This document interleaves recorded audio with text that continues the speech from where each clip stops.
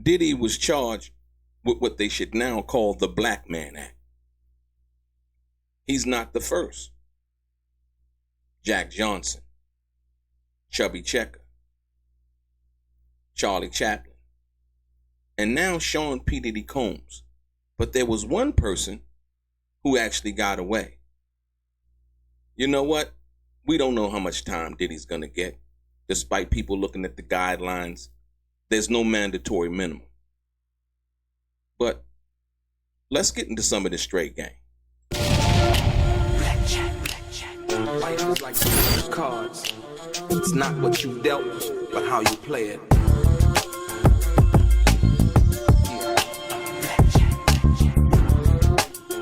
Play each situation correctly.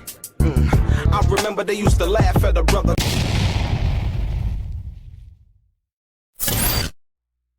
Welcome back, guys. Welcome back. It's your boy DELRAY, Richardson, platinum artist, platinum songwriter, Straight Game TV. Thank you for tuning in. I appreciate your time, ladies and gentlemen. We're going to dig deep into the fact of the matter is that there's been a lot of rumblings on YouTube and in the mainstream media in regards to how much time will Sean P. Diddy Combs get. Like I said, once again, one can speculate, pull out the guidelines, sentencing guidelines, and all of those things. But the fact of the matter is, there is no mandatory minimum as to the Mann Act, and with Diddy's history of this being his first infraction involving the law, if you will, we really don't know. Judge can easily say, you know what, time served, 2 years probation, whatever.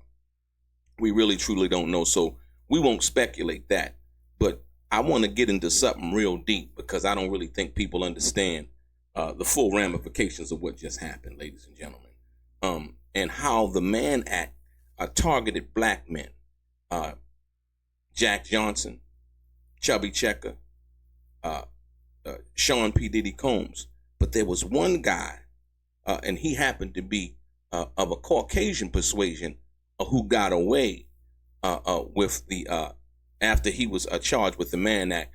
And they basically said that they thought Charlie Chaplin was the type of person who was charged with this based on his political affiliation at that particular time, right, ladies and gentlemen? So when we sit down and we think about, or when we break this down, the Mann Act, basically it was a law that was originally created to combat sex trafficking and immorality, right? But instead it became a weapon used disproportionately, right, against black men, including Jack Johnson, now Sean P. Diddy Combs, and even tangentially impacted entertainers like Chubby Checker. Meanwhile, white men, some accused under the similar circumstances, often walked away without a scratch because the law was never about morality. It was all about power. You understand that? Sean P. Diddy Combs, as well as Jack Johnson, as well as Chubby Checker, as well as Charlie Chaplin, and back in their time, their days, were very powerful and influential people. Even though Charlie Chaplin was, back in the day when they were doing silent films and things like that, once again, very powerful and very influential, right? The Mann Act was passed in 1910. The Mann Act made it illegal to transport women across state lines for immoral purposes.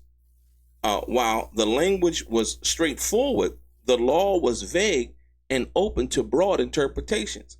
So now, what could that be? As you saw, dealing with the situation involving Cassie and Jane in the Diddy case, right? They would fly in to Miami, or Jane would fly into Miami, or would it be LA?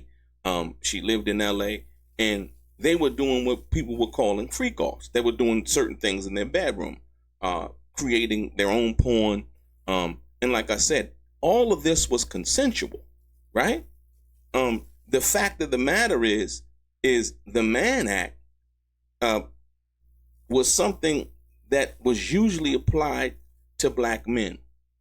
So once it came to light in Cassie's a civil case that they were doing these freak offs, if you will, right? The media ran wild with it.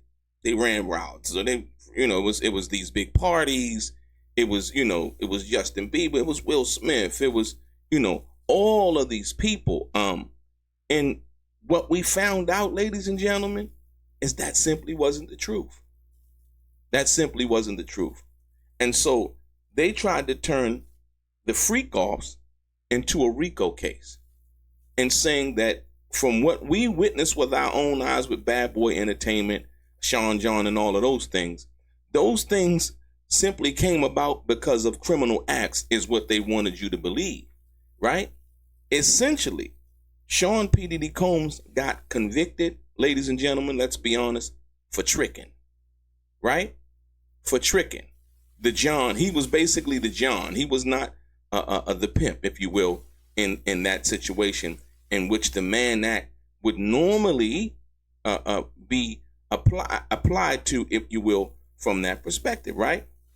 Originally, it was meant to combat sex trafficking. It quickly morphed into a tool to police consensual interracial relationships, especially those involving black men and white women. And from the very beginning, it was enforced with racial bias. Ladies and gentlemen, we saw Sean P. Diddy Combs. Jane, she was of the Asian persuasion, right? Gina, she was of the Asian persuasion. Cassie, I believe she was of the Asian persuasion, if you will. Now, not to say that their race had anything to do with it more so than what they came to court and testified about, right? But once again, all of the situations, and like I said, to police consensual interracial relationships. Ladies and gentlemen, think about that for a minute. Didn't have to. First, it was white women. Back in the day, we understood that was taboo. At one time, white men or white women and black men could not marry. Right? Think about that. It was used to police consensual interracial relationships. Well, Jane and Diddy is an interracial relationship. Diddy and Jane is an interracial relationship. Diddy and Cassie is a interracial relationship. Her last name is Ventura, right? I'm not sure of her ethnicity, but that's a fact. So now, understanding what that is, you have to understand why we're standing here talking about this situation as it plays out, right? The first target. Let's talk about the first target, ladies and gentlemen. The first target was Jack Johnson, right? Jack Johnson at that time, and you can go back and watch the black and white films.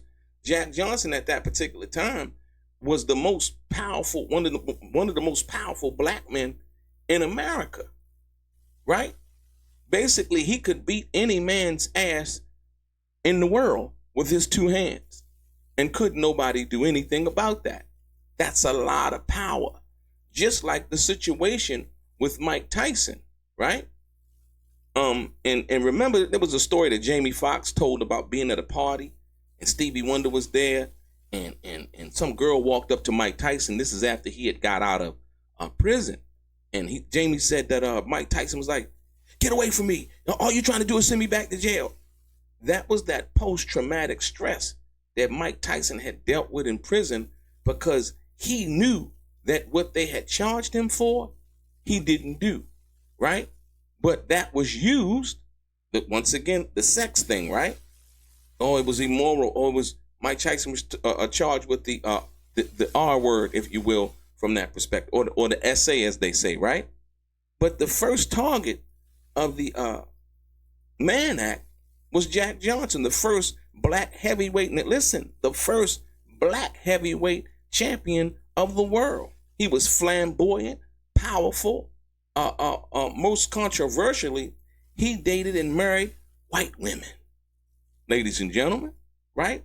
In 1913, Jack Johnson was arrested under the Mann Act for taking his white girlfriend Lucille Cameron across state lines. The catch, the relationship was consensual, but that didn't matter. Johnson was convicted and sentenced to a year in prison, ladies and gentlemen. For what? For what? So as you can look today at what we just witnessed in the Sean P. Diddy Combs, you can see the same, some semblance of what that was in dealing with his case, right? Listen, this was the first high-profile use, Jack Johnson, ladies and gentlemen, first black heavyweight champion. This was the first high-profile use of the Mann Act against a black man, and it set the tone for how the law would be weaponized going forward. So the law was weaponized predominantly against black men. Predominantly against black men who at that particular time dated white women. Right? See the racial bias and undertones as it related to that. Listen, Jack Johnson, in that case, he fled the country, lived in exile, and only returned years later to serve his sentence. His conviction remained until Donald Trump issued a posthumous pardon in 2018. 100 years too late, ladies and gentlemen. This is the reason why I say that Diddy won't. When Diddy gets sentenced, I believe that Donald Trump is going to do the same thing, but Donald Trump is going to do it in real time this time. He's going to do it in real time. He's not going to wait 100 years. He's going to say, you know what? This was bullshit. The situation involving Maureen Comey, who is James Comey, who just wrote this book and created this controversy with some kind of numbers on the beach, which means something to do something to the president or something like that. I think all of that is going to resonate with Donald Trump. Like I said, but it was Donald Trump, right, who issued a posthumous pardon in 2018, 100 years too late. And that wasn't nothing to do with Donald Trump as far as, what he saw that, right, and he felt like that was an injustice from that perspective. So, like I said, listen, but the pattern didn't stop there with Jack Johnson, ladies and gentlemen. The pattern continued with Chubby Checker. Huh? We fast forwarding, ladies, to the 1960s. We coming out the early 1900s, right? We coming from 1913 to 1960, ladies and gentlemen. You understand that? Chubby Checker, famous for the twist. Come on, baby, let's do the twist. We all know the song. Was never convicted under the Mann Act, but faced threats of an investigation due to his celebrity status and interracial appeal. Ladies and gentlemen, y'all, you listen to me, ladies and gentlemen. They had weaponized the Mann Act so tough. Listen, Chubby Checker basically was faced with threats of investigation due to his celebrity status and interracial appeal, meaning because white women liked him so much because he knew how to do that twist. You understand what I'm saying? He put a twist on it, right? That's what happened. His popularity among white youth made him a target. Behind closed doors, law enforcement monitored his relationships, his shows, and his travel. So they were watching him, right? They monitored his relationship, his shows, his travel. And like I said, once again, remember during the Diddy case, they threw Mia in there, right? Who happened to be a white woman, right? And what did Mia say? Mia said that Diddy, he essayed me, he made me to do X, Y, and Z, but the words that she was speaking did not match up to her actions. The actions were, on his birthday, I love you, you're the GOAT, you're one of the greatest men, you're like a God amongst men. All of these things that she was saying in real time, but when it came to court, right, she alleged that Diddy SA'd her. You see the pattern, right? And so the jury, studying all of this, looking at the evidence, basically said, you know what? We don't believe you. You need more people. You understand what I'm saying? So as you can see with Chubby Checker, his popularity among white youth made him a target. Behind closed doors, the law enforcement monitors relationships, his shows, and his travel, ready to invoke the Mann Act if anything could be twisted into a charge. So they were looking for any wrong step that Chubby Checker could make at that particular time, right? The threat of the law was enough to control artists, limiting touring options, and send a message, stay in your place. Ladies and gentlemen, did you hear what I said? Ladies and gentlemen, did you hear what I just said? The threat of the law was enough to control artists, limit touring options, and send a message, stay in your place, black man. You get it? So what we just saw with Diddy, once again, it was a checkmate, an attempt at a checkmate, right? But it was only a check. Once again, Diddy had some of the best attorneys in the country, right? And they did a hell of a job in revealing and exposing the facts. Ladies and gentlemen, you can see how frivolous it was. If you look at the Chubby Checker situation, you can see how frivolous it was. They came, and when they did a news conference, they talked about baby oil and guns that were legally owned, ladies and gentlemen. I need you to understand that, to pay attention and see the resemblance, or so I should, the similar, or the same, if you will, way that they did Chubby Checker, way that they did Jack Johnson, if you will, ladies and gentlemen, right?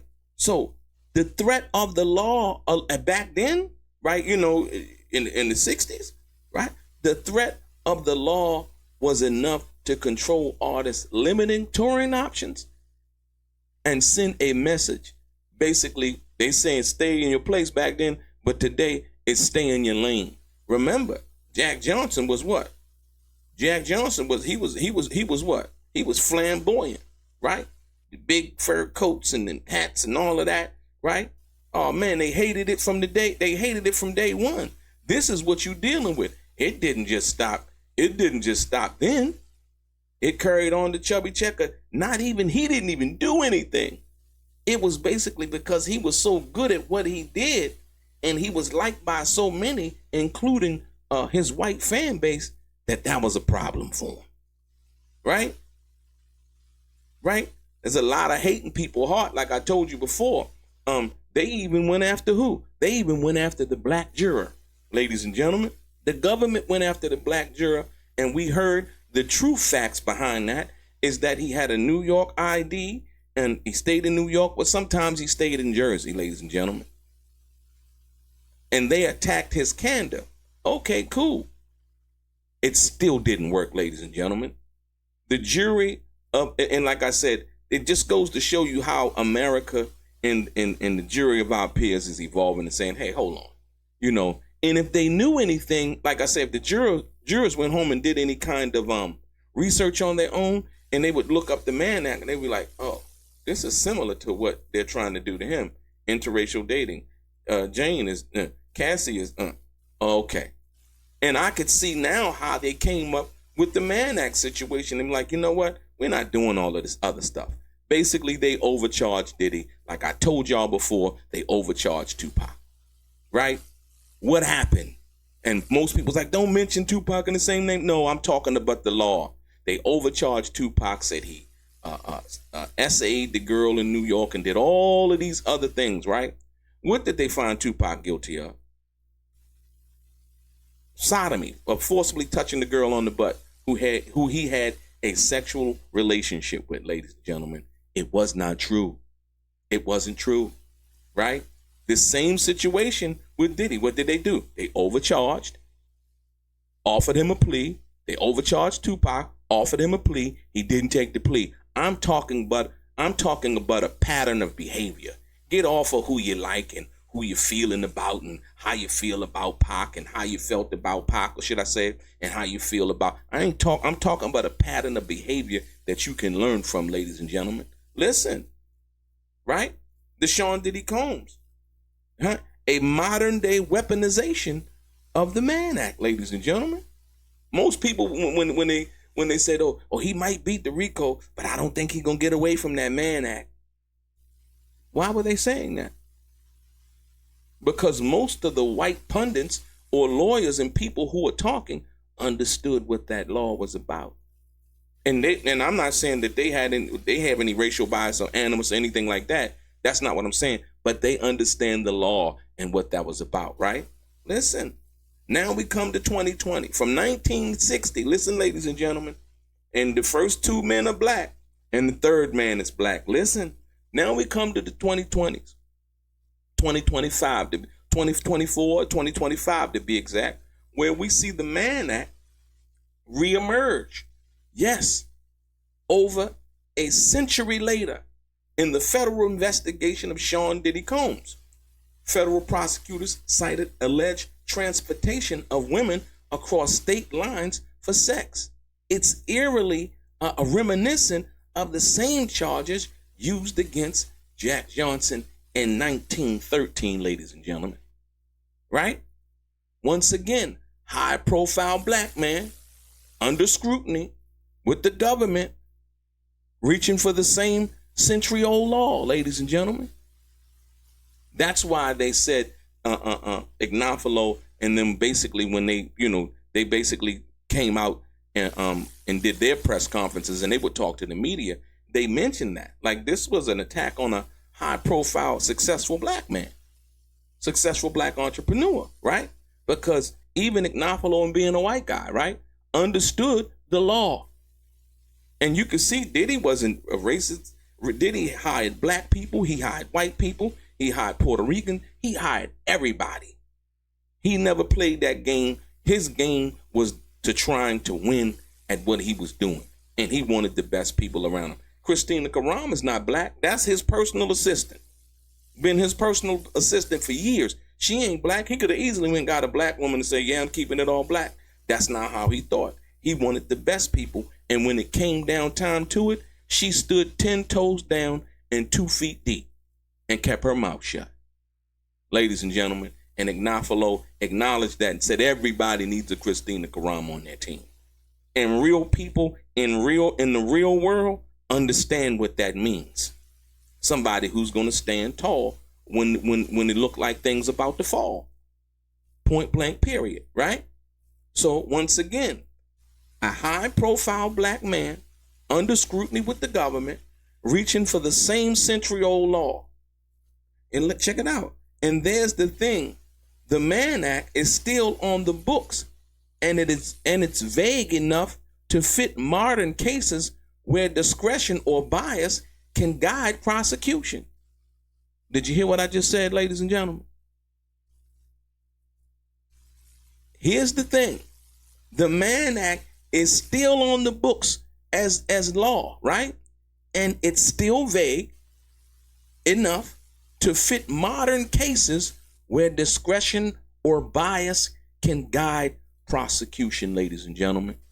Remember, I told you the reason why they basically carbon copied Cassie's civil case and turned it into a RICO case, sex trafficking, and all of those things, ladies and gentlemen. But we saw this week that they were unsuccessful in doing that. You understand what I'm saying? So when people, don't get it twisted, there was never sex trafficking, ladies. These were girlfriends, right? Everybody was in cahoots. Everybody was with it. Like I said, minus Cassie coming out and saying the things that she had said, none of this would have been brought to light. The government thought that they had something. Most of the people that came to testify were drugged into court, basically under the threat of being charged with something when they really, truly, honestly, really had nothing. It was a bunch of hearsay.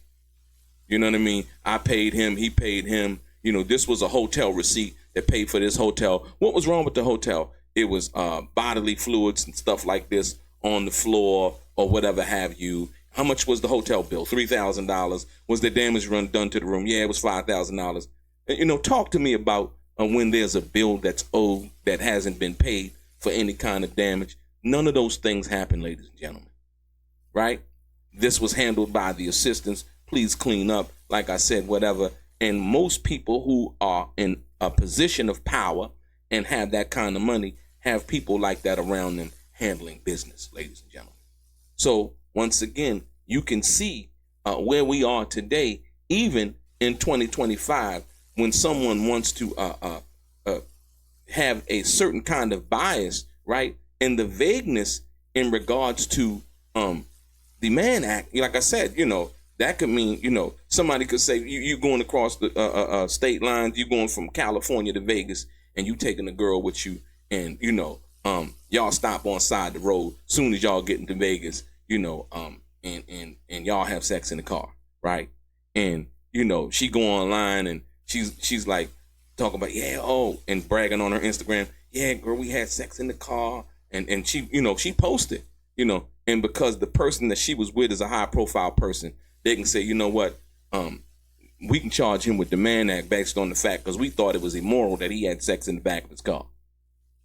If you want to go that route, right? That's how vague the law is, right?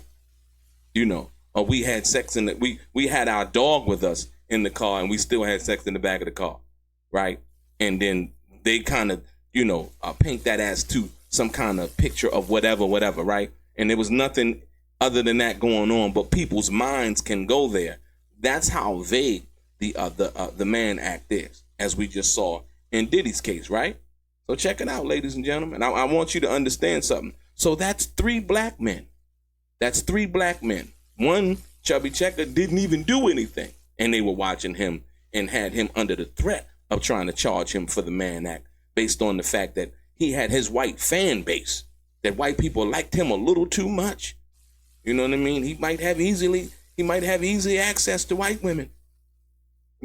Basically is what they were doing to him, ladies and gentlemen. These are facts. These are facts, ladies and gentlemen. You can look it up. I'm bringing you nothing but straight game. Check it out now. But hold on. Compared to that, the white actor, right, who walked away. I said the white actor who walked away, ladies and gentlemen. Let's compare all of that to Charlie Chaplin, the beloved white film icon. In 1944, Chaplin was charged under the Mann Act after transporting a woman named Joan Berry across state lines. The case involved paternity issues and accusations of abuse. The evidence was strong, but guess what? Chaplin was acquitted, ladies and gentlemen. Did you hear what I just said? Charlie Chaplin was acquitted. His celebrity, listen to me, ladies and gentlemen, his celebrity and race worked in his favor. He walked free. His reputation bruised, maybe, but his freedom intact. Chaplin wasn't the only one. Time and time again, white celebrities and businessmen dodged the Mann Act conviction or were never charged at all, right? Or were never charged at all, ladies and gentlemen. Even in blatant cases involving minors and coercion, the disparity is glaring. Ladies and gentlemen, the disparity is glaring. So when we're talking about how much time they might give Diddy, ladies and gentlemen, the fact that he didn't get bail surprised me and I thought was unfair. And the reason why I say that is because, they gave all of these charges, right? In fact, let's be clear. Even under appeal, Tupac got bail, but he had to appeal.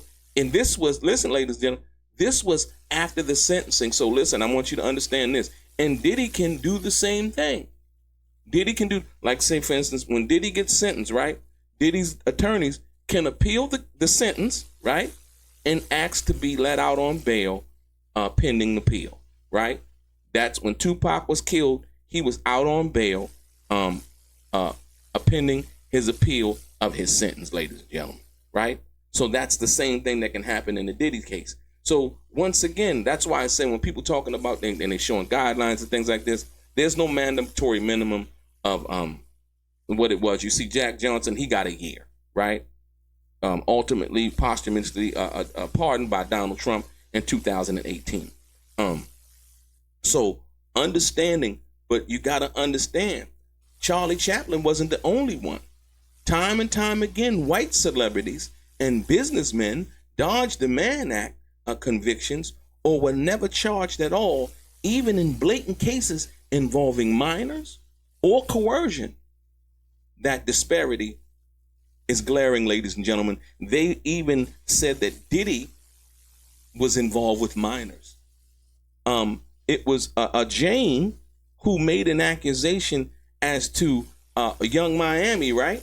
Because she didn't. Young Miami goes by Young Miami, and so she was saying she had made some kind of a salty or slanderous accusation that she admitted online. I mean, on the stand and testified to, that somehow Young Miami was underage. And the defense said, she's not underage, is she? She wasn't underage, was she? She was like, no, but I just said that because I was mad. Ladies and gentlemen, the jury was paying attention. The jury was paying attention. Nobody can be upset, once again, when you sit down and you understand, if you're, and this goes for the prosecution, if your personal feelings basically overran the law in which you said you were trying to enforce, right? Then that's personal. That has nothing to do with the law, ladies and gentlemen. Please understand that. So like I said, once again, you know, people saying what they're saying and trying to get it to mean something when it's not actually true. Why is it such a disparity? You know what I mean? The question is, well, why is it such a disparity? Let's be real, ladies and gentlemen. We got to be honest about this. The Mann Act was never truly about protecting women, ladies and gentlemen. It was about controlling black mobility. Did you hear what I just said? The Mann Act was never truly about protecting women. It was about controlling black mobility, black masculinity, black power, right?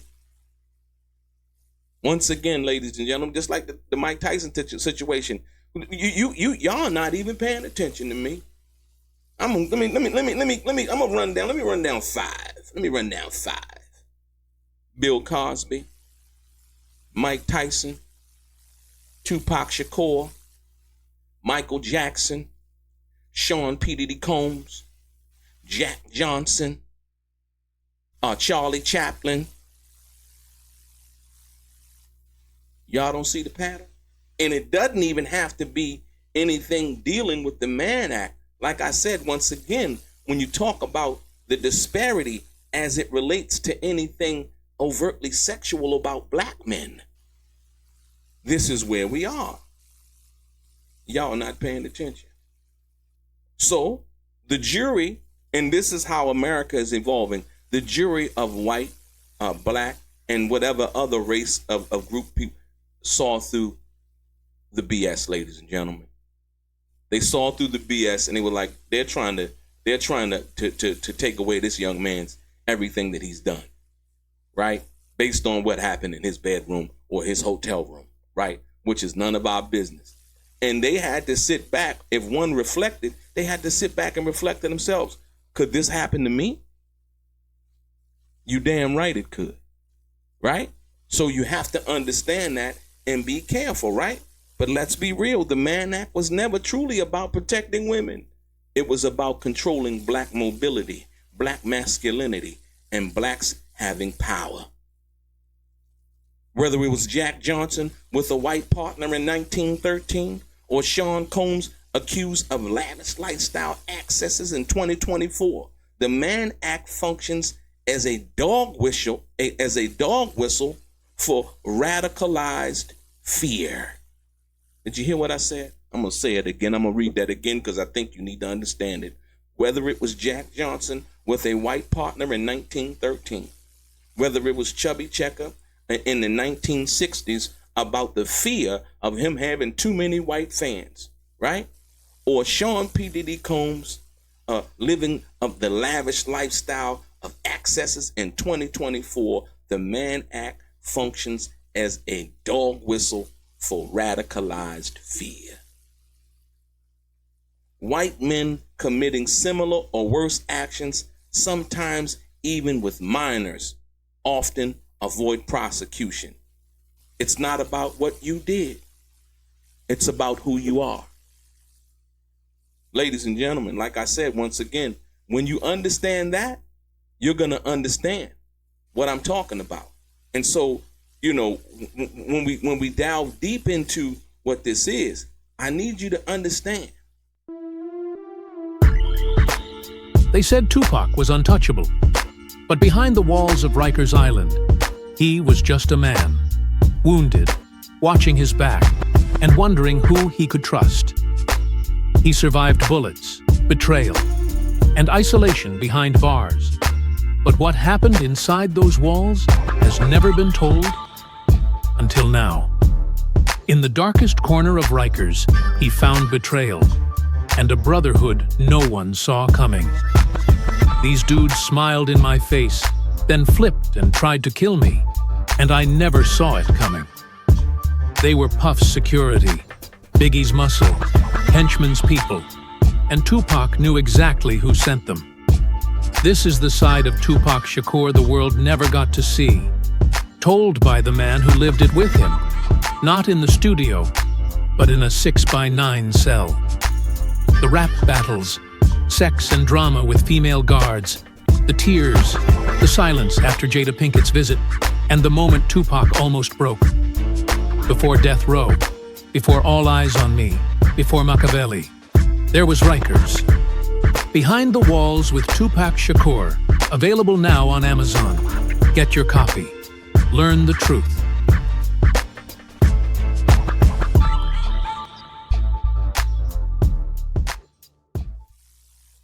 Ladies and gentlemen, I need you to understand. You have to understand this, right? And so here's the truth, right?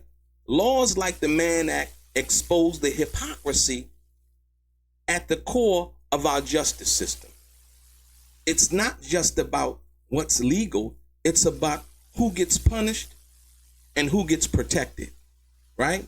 Jack Johnson, Chubby Checker, Sean Combs, they represent more than celebrity.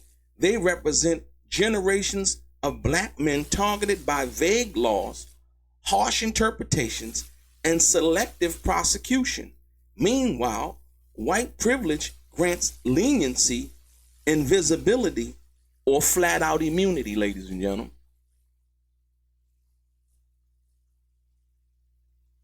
Let me see what y'all commenting down here below. So the next time someone says the law is the law, right? You got to ask yourself, whose law and for whom? You understand what I'm saying? I'm going to say it one more time. The next time someone says the law is the law, you got to ask yourself, whose law and for whom? Ladies and gentlemen, I appreciate your time. Comment below. Your boy DELRAY. Straight game.